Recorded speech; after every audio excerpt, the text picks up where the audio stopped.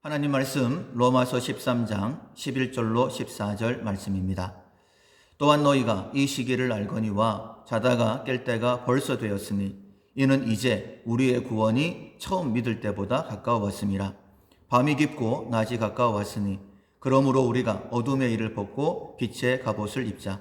낮에와 같이 단정히 행하고 방탕하거나 술 취하지 말며 음란하거나 호색하지 말며 다투거나 시기하지 말고 오직 주 예수 그리스도로 옷 입고 정욕을 위하여 육신의 일을 도모하지 말라.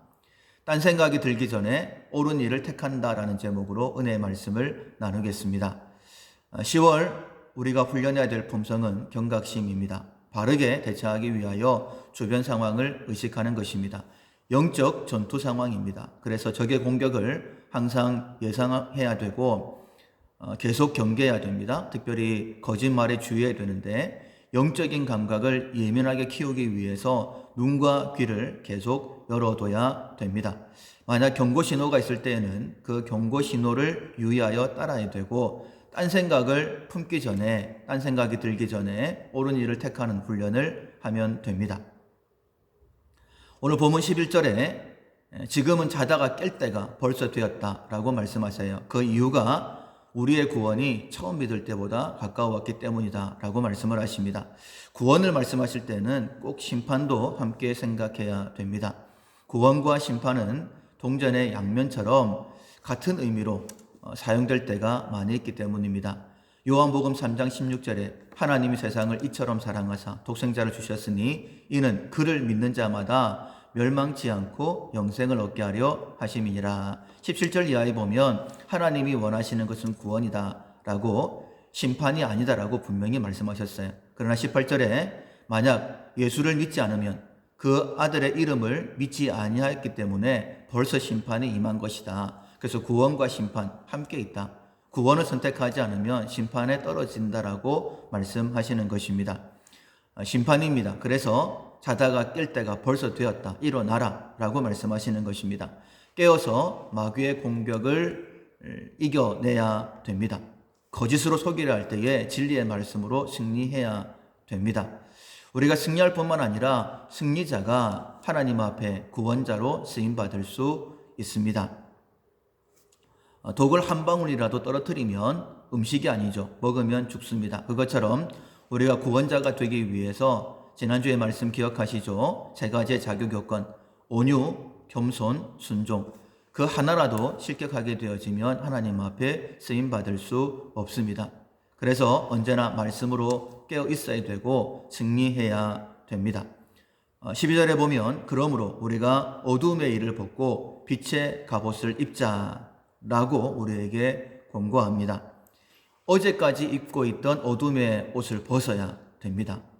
그리고 오늘 이 시간부터 빛의 갑옷을 입어라 라고 말씀하시는 거예요.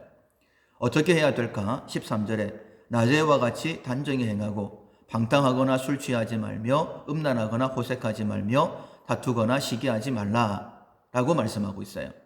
마귀의 공격을 처음부터 차단하는 방법이 낮에와 같이 단정히 행하는 것이다 라고 말씀을 하십니다. 낮에는 모든 것이 환하게 드러납니다. 그래서 행동을 할 때에 좀 더 조심하게 되어지죠. 천지 만물을 창조하신 하나님, 그 하나님은 전능하실 뿐만 아니라 전지하신 모든 것을 아시는 하나님이십니다. 모든 것을 보시고 모든 것을 아시는 거예요. 그 하나님 앞에서 행해야 된다라고 말씀하십니다. 다윗이 이렇게 고백을 합니다. 시편 16편 8절에 내가 여호와를 항상 내 앞에 모심이여 그가 나의 오른쪽에 계심으로 내가 흔들리지 아니하리로다 라고 고백을 했어요. 항상 하나님 앞에서 행했습니다. 그리고 오른편 항상 하나님을 의지했어요. 하나님 앞에서 하나님을 의지했기 때문에 그의 삶은 흔들리지 않았다라고 고백하는 것입니다. 요셉이 보디발의 아내가 유혹을 할 때에 역시 마찬가지였습니다. 보디발의 아내의 눈에는 두 사람밖에 없었어요. 다른 사람은 없다라고 이야기를 하는데 요셉의 눈에는 불꽃같이 감찰하시는 하나님이 보였습니다. 그래서 이렇게 고백을 하죠. 내가 어찌 이 큰 악을 행하여 하나님께 죄를 지으리까. 구원의 하나님은요, 곧 심판의 하나님이십니다. 심판하실 때에는 증거가 없으면 심판하실 수가 없죠. 그래서 모든 것을 감찰하신다. 그래서 구원하시는 예수님을 요한계시록 1장과 2장에는 동일하게 눈이 불꽃 같다라고 표현을 했어요. 심판하시는 그 백보자 앞에는 수정 같은 바다, 훤히 다 보인다라고 말씀하셨고, 수종드는 그룹들은 온몸이 눈이다라고 그렇게 표현을 하신 거예요. 하나님은 다 보고 계십니다. 그래서 낮에와 같이 단정하게 행하는 것, 그것이 첫 번째, 코람데오, 하나님 앞에서 행하는 것이 첫 번째다라고 말씀을 하시고, 두 번째는 14절에 오직 주 예수 그리스도로 옷 입으라 라고 말씀하셨어요. 그리스도로 옷 입는 것입니다. 학생은 교복을 입습니다. 군인은 군복을 입는 것처럼 성도는 그리스도로 옷 입어야 됩니다. 공개적으로 나는 학생입니다. 공개적으로 나는 군인입니다. 공개적으로 나는 그리스도인입니다 라고 그렇게 선포하셔야 됩니다. 나시린들은 하나님 앞에 나의 삶을 드렸습니다 라고 드리는 사람들. 그래서 나시린들은 삭도를 머리에 대지 않습니다. 포도주를 마시지 않고 시체를 가까이 하지 않습니다. 당시 유대인들은 남자가 머리를 길게 기르는 것은 수치다라고 생각을 했어요. 그런데 머리카락을 자르지 않는다. 그 사람들은 나시린이다라고 공개적으로 드러내는 것입니다. 포도주를 마시지 않는 것도, 시체를 가까이 하지 않는 것도 내가 나시린입니다 라고 드러내서 나시린의 규례를 어기지 않도록, 죄를 짓지 않도록 자기를 보호하는 조치입니다. 대표적인 나시린이 삼손이죠. 삼손이 죄를 지었습니다. 범죄했어요. 어디에서 죄를 지었냐면 나시린의 규례를 모르는 블레셋 지역에서 죄를 짓게 된 거예요. 우리가 그리스도로 옷 입게 되어지면 공식적으로 내가 예수 믿는 사람입니다 라고 드러내게 되면 죄에서 보호받을 가능성이 많습니다. 명함에 나는 밀라교회 집사, 권사, 장로 이렇게 딱 새겨놓는 거예요. 차에 십자가를 달아놓고 성경책을 가지고 다니는 것도 도움이 될 것입니다. 물론 그것 때문에 손해를 볼 수 있어요. 그러나 예수님 때문에 손해를 보는 것은 구원받은 자의 증표이죠. 요한계시록 7장 14절에 이는 구원받은 사람들은 큰 환난에서 나오는데 어린 양의 피에 그 옷을 씻어 희게 하였다라고 말하고 있어요.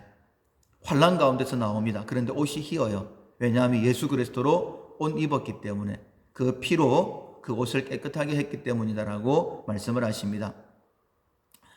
짐승의 왕이라고 하면 사자이죠. 사자가 못 잡아먹는 짐승이 있습니다. 작은데요, 가시가 가득한 고솜도치예요. 그냥 한 입에 삼킬 수도 있는데 삼키지를 못합니다. 왜냐하면 가시 때문이죠. 우리의 모든 삶에서 빛의 갑옷을 입게 되어지면 마귀가 두루 돌아다니며 삼킬 자를 찾는다 할지라도 우리를 삼킬 수가 없습니다. 왜냐하면 내가 그리스도인입니다 라고 얘기할 때 가시 하나를 붙이는 거예요. 잘 먹겠습니다 라고 기도할 때 가시 하나 붙이는 거고, 성경책을 들고 다닐 때 가시 하나 붙이는 거고, 내가 예수 믿는 사람이다 라고 선포할 때마다 가시가 하나하나씩 붙어서 마귀가 우는 사자처럼 나를 삼키려고 한다 할지라도 결코 삼킬 수가 없습니다. 14절 말씀에 오직 주 예수 그리스도로 옷 입고, 구체적으로 정욕을 위하여 육신의 일을 도모하지 말라라고 말씀을 하십니다. 즉 이런 말씀이죠. 오직 주 예수 그리스도로 옷 입고 딴 생각이 들기 전에 옳은 일을 선택하라 라는 말씀과 동일한 말씀입니다. 선택입니다. 선악과냐 생명나무냐. 선악을 알게 하는 열매로 우리를 유혹할 때에 마귀의 유혹이구나 라고 깨닫고 생명나무를 선택하면 됩니다. 옳은 일을 선택하시면 되는 거예요. 이 선택의 상황 가운데서 하나님께서 내게 원하시는 삶이 무엇일까? 옳은 일을 기억하고 선택하면 됩니다. 그때에 우리가 세워지는 거예요. 특별히 구원자로 세워져서 하나님이 기뻐하시는 구원자로서의 사명을 감당할 수 있게 됩니다. 우리는 믿음의 사람들입니다. 믿음으로 일어서서 내 가정을 살려내고 우리 밀라교회는 이 땅을 섬겨야 됩니다. 그렇게 하나님 앞에 기쁨을 드리는, 하나님 앞에 귀하게 쓰임받는 우리 모두가 될 수 있기를 주님의 이름으로 축원합니다. 아멘.